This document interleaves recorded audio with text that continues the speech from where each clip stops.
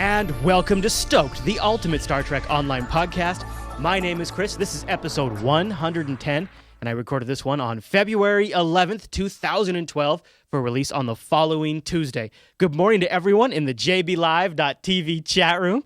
You can join us over at jblive.tv on Saturdays at 11 o'clock. And we just got done playing through the new featured episode. Look at everybody going. We got a big crowd today because the featured episode just got done airing. So I'm going to cover that in this episode. And then in the second half of the show, Al's going to come on and he's going to bust some rumors. We're going to cover topics from everything from the new featured episode, lockbox, console changes, upcoming flagships, and a bunch of other stuff. And that'll be in the second half of the show. But before we get to that, I just want to say how great it is to be back, to have STOked back in its regular production schedule. We'll have an episode for you every single week now, just like we have always. And I intend to keep the show moving fast. I'm going to try to get more developers on to talk about some of the things that are being worked on, because Cryptic is moving ahead at full speed these days with content. And that means there's also some controversial changes from time to time. So we'll talk about some of those things too, actually coming up in Al's interview. I don't have a sponsor for this week's show, but the good news is I do have interested parties in sponsoring STOked, and that is awesome. In the meantime, if you like the production quality and the content that we do over here for STOked, you can go to jupiterbroadcasting.com/donate and send us a little thank you there, and be sure to leave your website or blog that you have in the comments, and it'll get an automatic mention on our website on the donor recognition wall. And also, one last little bit before we jump into Tactical View, is the Jupiter signal. If you haven't signed up, you have about 24 hours from the air date of this episode to go sign up to get this month's issue. But don't worry, if you sign up at any time, you can actually go get the previous month's issues too. And we have a great newsletter coming out this month, so go over to bit.ly/Jupiter signal to get our monthly newsletter. All right, now that we got all that out of the way, let's get to business and go into Tactical View.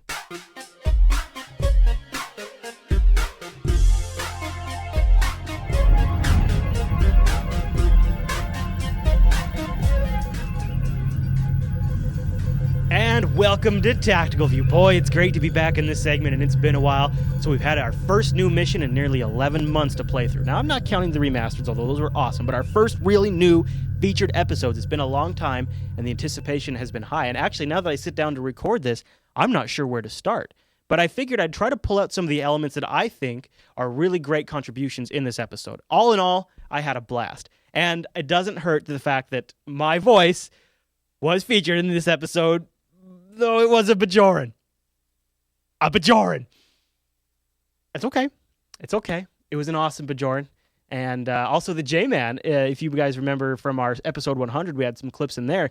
The J-Man, he had a great Ferengi in there. He had an awesome appearance in there as Curlin. And there was also one other NPC I think he was in there as, right? I don't know, chat room, if you remember who the other NPC was. I'm hoping to be able to get the J-Man on next week, and he can come on and chat a little bit about his experiences with doing that. It was a ton of fun, though, to actually be walking around the promenade and walk up to an NPC and hit the interact button and hear myself. That was a little bit of a fun moment. And I thought too it was interesting that the voiceovers found even smaller NPCs that didn't have important roles in this mission had voiceovers, or at least the barks where they say something when you open up the dialogue. I gotta think this has got to be the most heavily voiced mission we've seen yet in STO. Also, I think it's the most cutscenes we've seen, and the cutscenes were great. I think Al says in the interview there's 11 cutscenes in total, and some of them were just very, very epic, like the cutscene of the conference room and the outside battles from the Dominion fleet and coming through the wormhole. Very, very big building of a big epic moment. It built it up and then delivered. I love that element of it.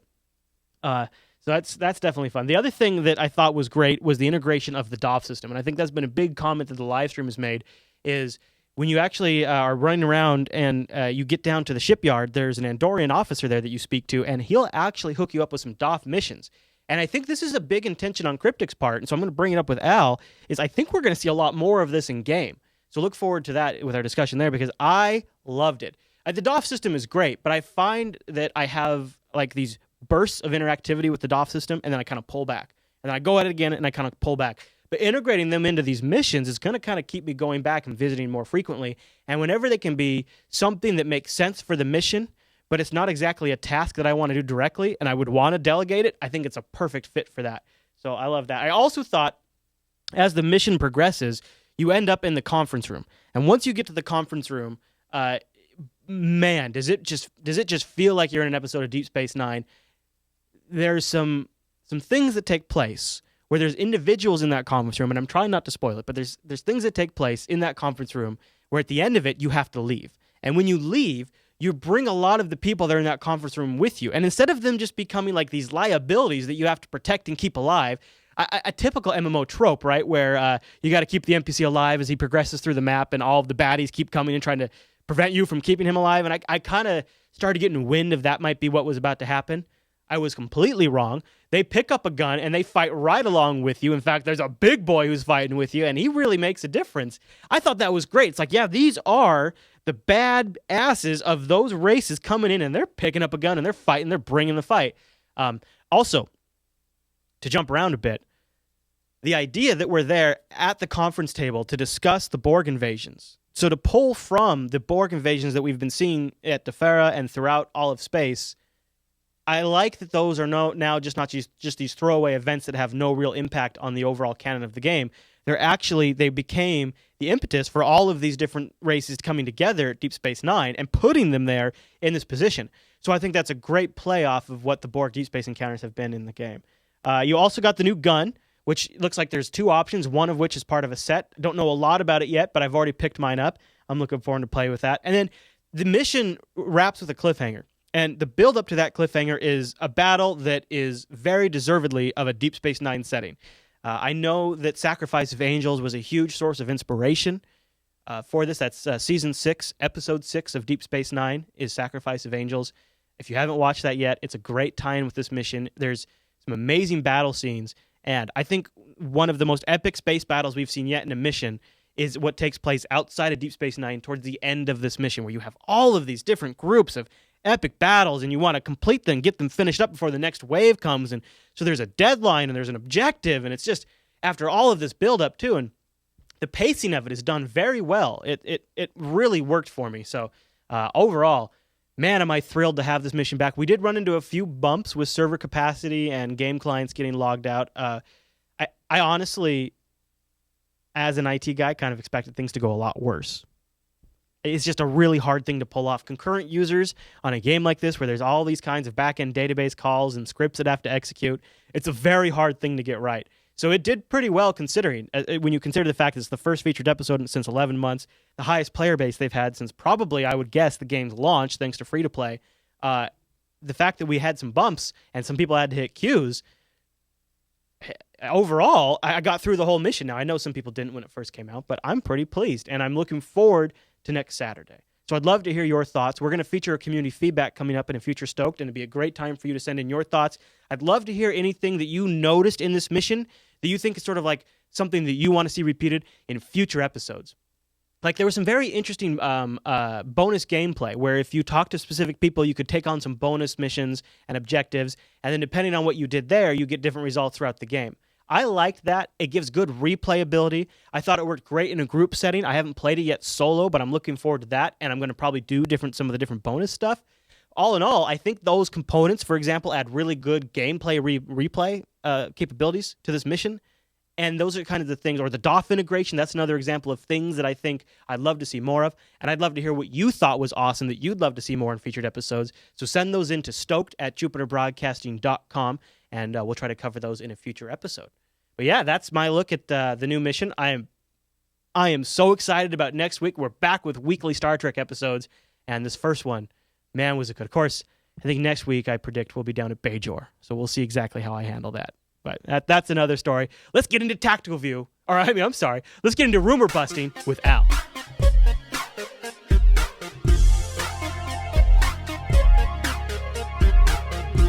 And welcome to Rumor Busting with Al. Hey, Al, welcome back to the show. Hi, Chris. It's good to be back. It's good to be back on Stoked. Yeah, it's good to have Stoked back. I'll tell you that. Well, I am flying high right now because I just wrapped up the first featured episode, and we had a ton of people watching live. A bunch of people played through it, and I thought, why don't we start with the featured episode? This isn't so much a rumor, but I was just kind of curious, is there any new technical challenges that you guys found with this episode? Like, I noticed a lot of cutscene work.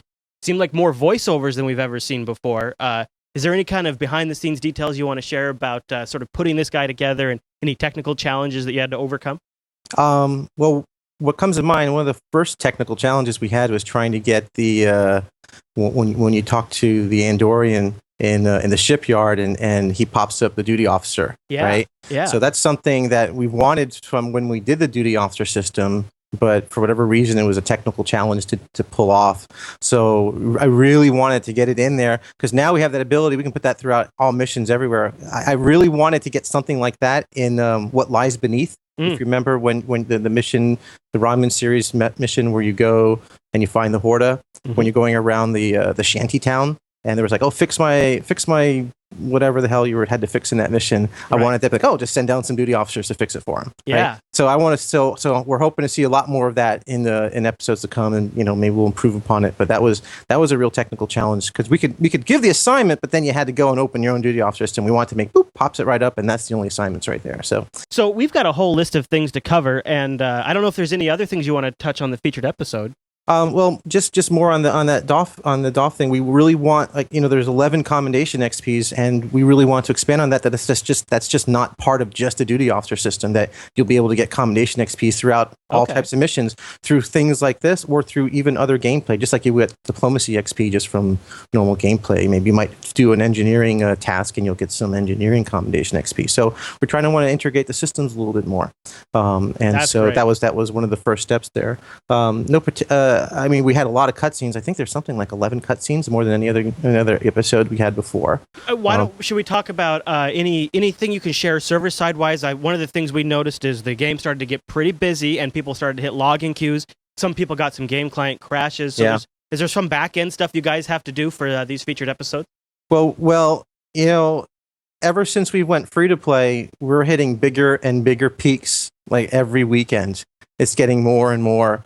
People are coming in. There's the initial launch, and then we started contacting all the Perfect World players, and then Steam, and now the featured series. So it's more and more, and every time it's like, oh, it's the servers start smoking a little bit more, and the engineers are like scrambling. Oh no, we've reached our limit. We got to fix. Oh, what's this? Oh, it's a memory leak. Oh, it's a database bottleneck or something. And so I think they were there till like 4 a.m. or 5 a.m. last night, just making sure that everything was going smoothly. It was I kept checking in on them about 2 until I fell asleep, and then I woke up this morning and says, yeah, we did blah blah blah, and everything should be good to go. So because we're expecting a really really high load today, but I mean it's just a good thing, right? Those are good problems, right? Yeah. Those are rich men problems. Right? It seemed like the Odyssey giveaway was a huge hit too. There's a ton of players on for that as well. Yeah, that was another big spike, right? We kept getting more and more spikes, and so and that's just great. It's just great for the game. We're getting more and more population in there, and the game's getting the word of mouth is going out there, and so we're hitting we keep hitting these high points, and it's really good. It's really exciting, but it's we're all just kind of there praying and sacrificing on the server gods and making sure that just don't crash, hold on there. It's I don't know what's going on. That's good. As an IT guy, you might know more about it. I'll tell you, as an IT guy, I feel for those guys. I know probably exactly what they're going through, and it's a high stress, but they are the heroes of the situation. Once the actual episode is released, they become the men on the scene. Yeah. I touched on it. D'Angelo was there too, so we got to give him some credit because he's our CTO. So it's not just the IT guys. It's Mr. D'Angelo there. He's writing the 4 in the morning last night, making sure everything was running smoothly. It's hardcore. That's hardcore. That's what it takes, people, to get these things out to you on a big release like that. All right. Well, I touched on it just for a second. The Odyssey class. Sure. I know there's more in the works from you guys, and I think you've already said there's going to be there's going to be a variant that hits the C store. Can you talk a little bit about some of these flagships that are coming to the C store, and maybe any details on the Odyssey or anything like that? Well, let's see. We've already mentioned a few things. So the Odyssey will have a saucer separation, and it's really slick. The battle bridge that's left over has got a nice pointy, almost Prometheus-like hull to it, and you get that turn rate back that everybody really wants to see on that ship, right? Awesome. Just like on Galaxy Saucer Sep, to get that, you become a little more escorty, so you're going to lose some hit points. You're going to lose your power is going to get transferred to weapons, and so you're going to become a little escorty, right? So you'll kind of it's a mode change while you get this Saucer Sep.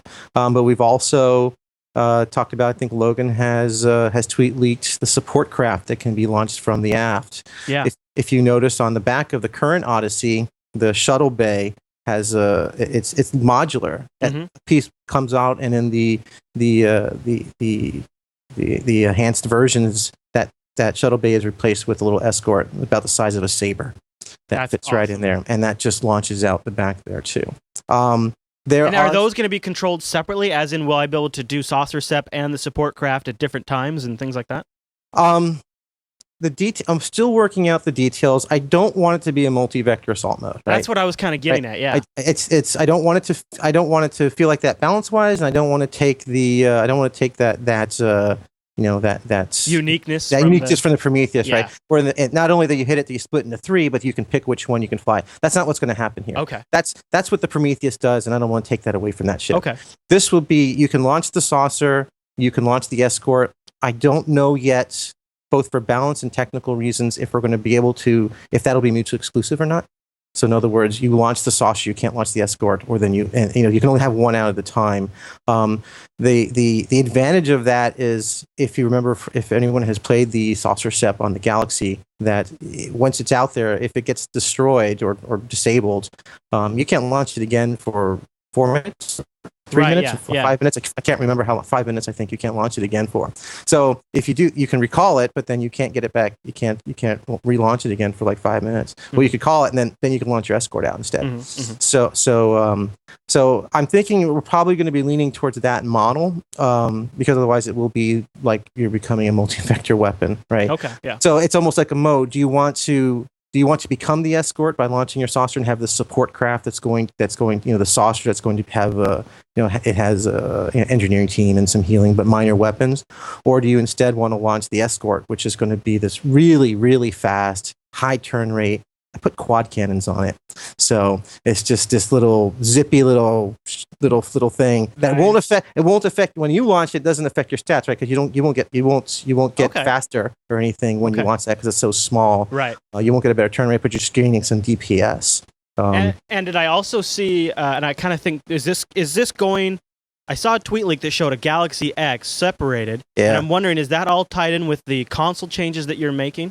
And so am I going to be able to now take that Galaxy SEP console that's on my Galaxy Refit and move it to the Galaxy X and then get saucer SEP? Is that what's happening? Yeah, that's something I promised people a long time ago, and so that's what I was working on a little bit last week, and so was Logan. So yeah, I sent a little tweet leak out about that. So yeah, the Galaxy Dreadnought, you'll be able to eventually, hopefully sooner rather than later. I'm not sure when. It probably will be at least a month.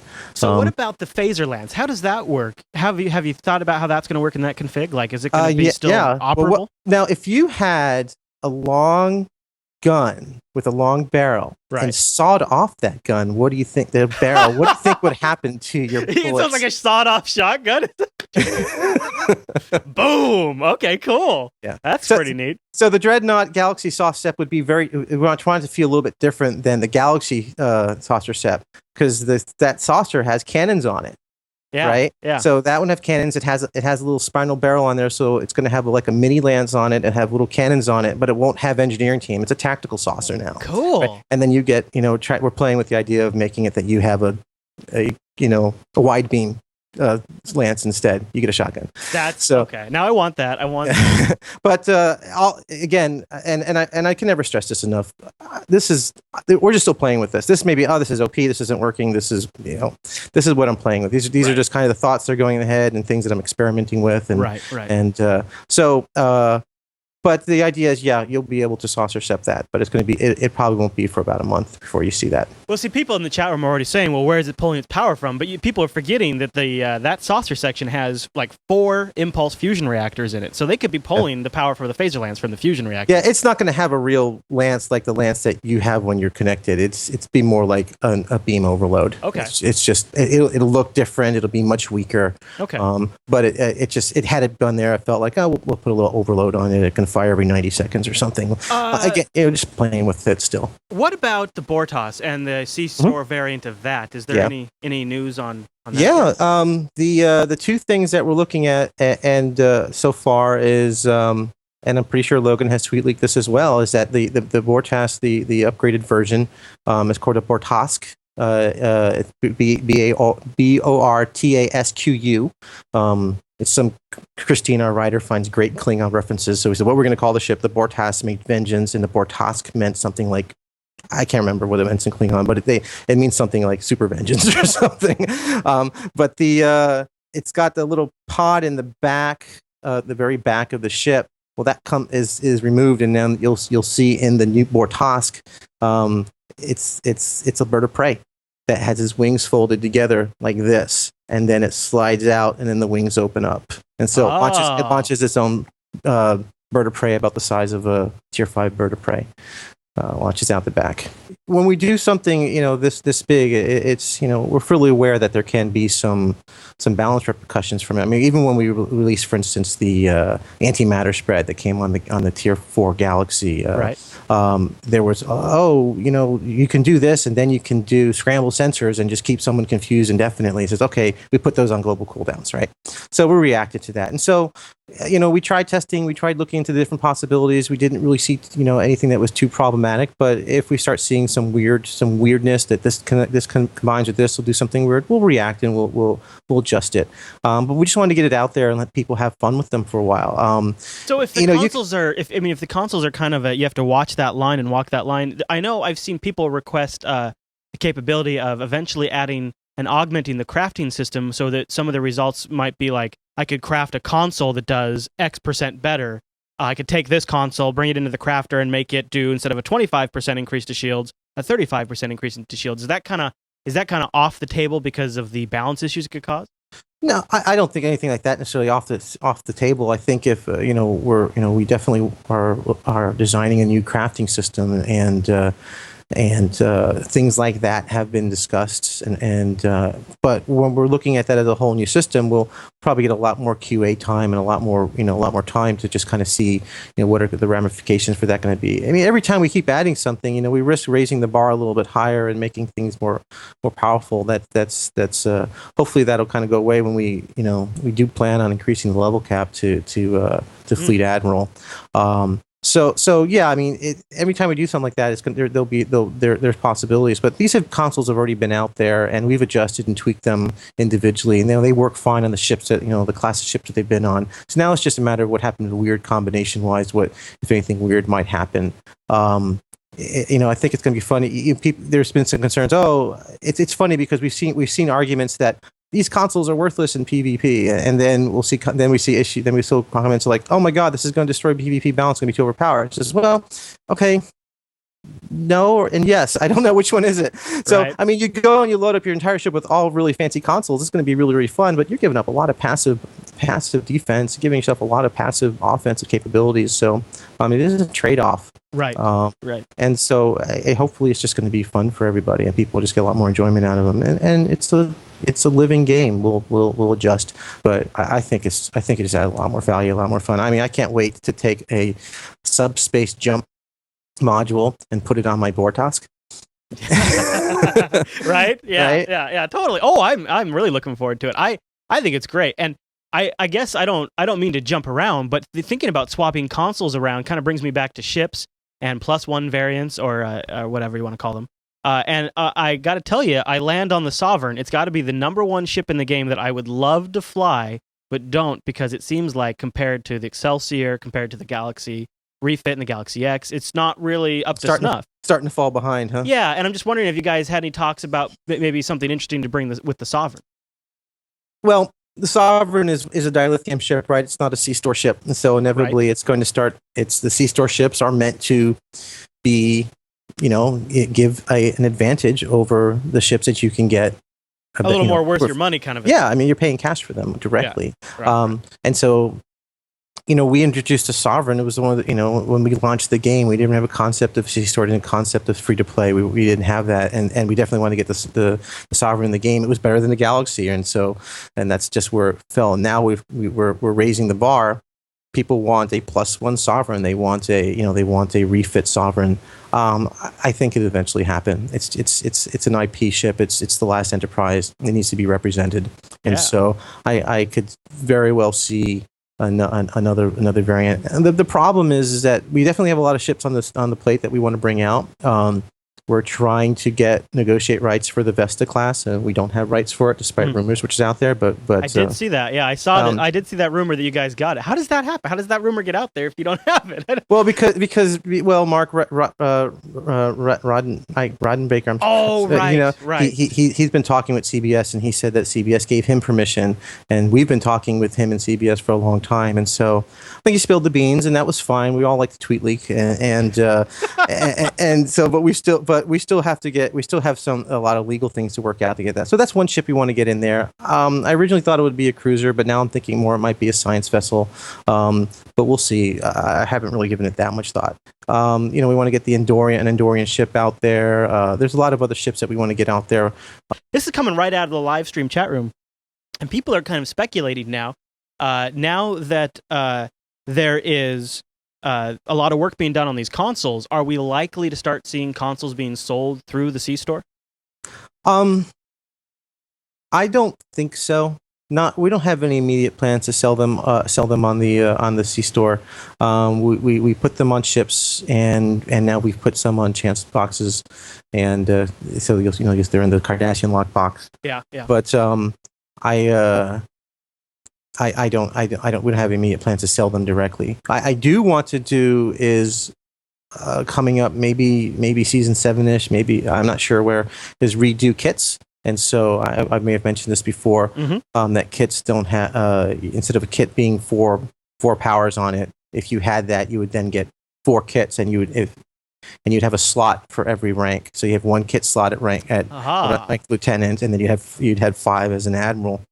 And so that way you can mix and match whichever ones you want, because we have a lot of good powers. Like I'm always playing engineer. I'm always using the ones with turrets and shield generators. But there's a lot of good abilities on the engineering side that I never even use because I want to have the turret, and I think a lot of people want the turret. Like Quick Fix is really good, and Fuse Armor is really good, but I'm not going to use those personally because I always want to use the shield generator and the turret. So now when we break those up, you can kind of mix your build however you'd like, and then it's actually going to be a lot easier for us to make new kits because I don't have to make a kit with 4 abilities on it. I can just make a kit with 1. It's like a console.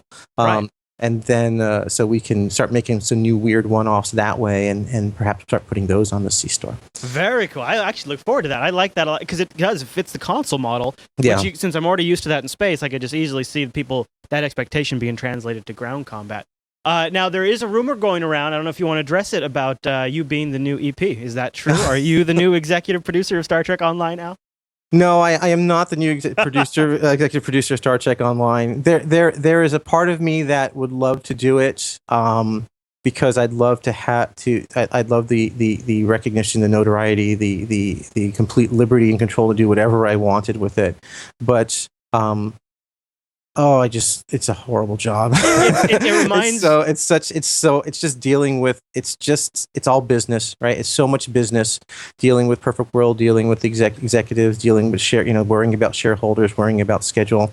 I'm a designer, and I just want to be a designer, and that's where it's just would take me more and more away from that. Good call. It reminds me of that scene where Captain Kirk and Captain Picard in Generations are on the horse, and Captain Kirk says, "Have they promoted you to admiral yet?" And he says, "No." He says, "Good. Don't let them. Don't let them. Stay in that captain's chair and make a difference." So that's awesome. Well, Al, thanks for coming on. Now I've got questions about the Foundry. I've got questions about the DOF system, but I'm going to refine them a little bit, and maybe when we get you on in the future, and we'll ask you those and get your answers to all of those in a future rumor busting session. Sound good?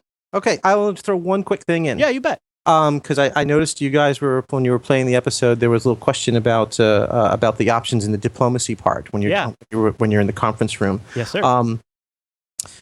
Because someone on the stream was saying, "Oh, I only had 2 options and I only had 3."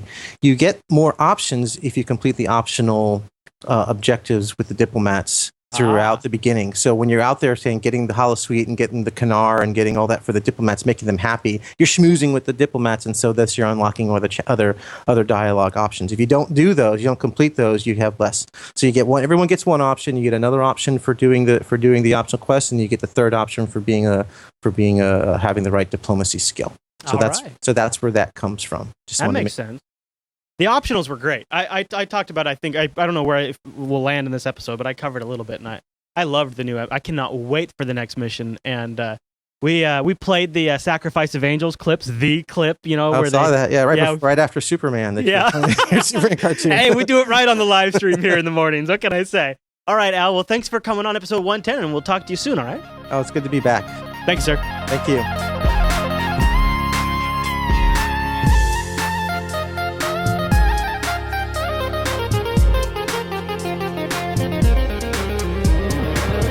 Well, that just about wraps up this week's episode of Stoked. Thanks again to Al for coming on.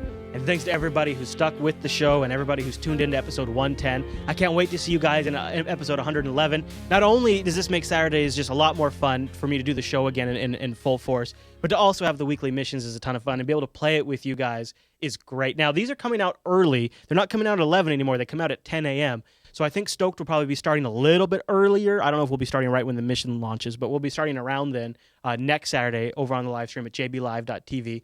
So about when the mission releases, that's about when Stoked will be going live, but I've pegged that around, I think they go live around 10-ish, probably sometime after 10. I'll go live maybe 10:30. I got to eat breakfast, people. A man's got to have his Stoked gaming breakfast. A big pork chop, maybe some fried eggs, big glass of OJ, or Aractagino. If anybody knows how to make Aractagino, I'd like to have that before an episode.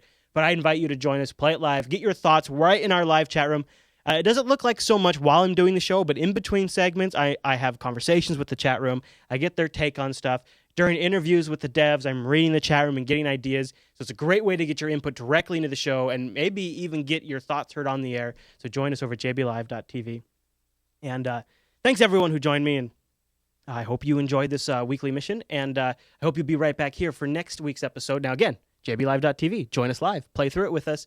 And send in your thoughts to stoked@jupiterbroadcasting.com.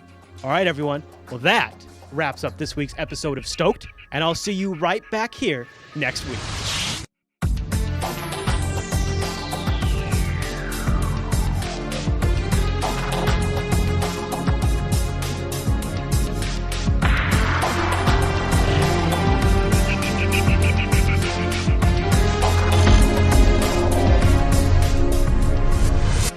Oh boy!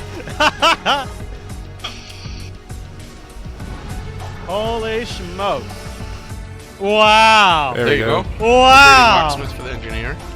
That was like a science That was fair awesome. over here. Yeah. Hey, that's me. Of course they made me a Bajoran. Of course they made me a Bajoran. Apparently I'm really touchy. That's awesome. So they made me a touchy Bajoran. Need something, friend? Oh, that's J-Man.